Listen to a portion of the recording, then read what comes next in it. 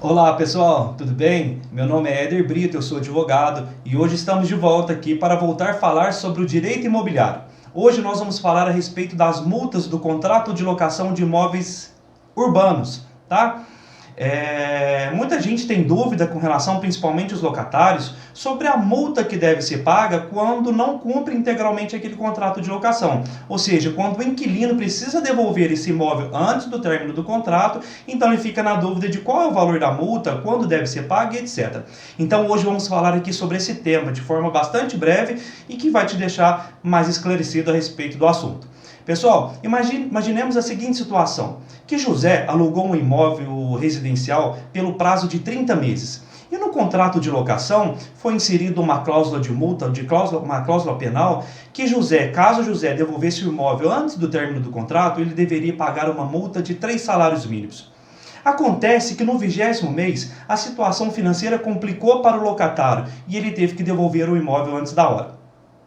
Então, faltavam 10 meses de contrato para cumprir. Como que fica a situação da multa? Quanto que deve ser pago? Qual o valor que deve ser ressarcido ao locador? Então, hoje vamos te explicar. Se José alugou um imóvel por 30 meses e cumpriu só 20 meses, ou seja, ele cumpriu 2/3, então quer dizer que José deve pagar somente 1/3 do valor da multa. Ah, mas então quer dizer que o locador não pode cobrar a multa de 3 salários mínimos? Não, não pode, porque o artigo 4º da Lei 8.245 de 1991 deixa claro para nós que o locatário pode devolver o imóvel antes do término do contrato, desde que pague a multa estipulada de forma proporcional. Então é o seguinte, se José cumpriu 2/3 do contrato e só faltavam 10 meses para ele cumprir, ele vai pagar a multa proporcional ao tempo que faltava para cumprir, ou seja, de 10 meses, de 1/3. Então quer dizer que nesse caso a multa seria somente de 1 salário mínimo. Esse é a multa estipulada para contratos por prazo determinado, tá? Aquele que está estipulado no contrato. Mas vamos supor que se tivesse passado dos 30 meses, nesse caso o contrato teria se transformado por prazo indeterminado.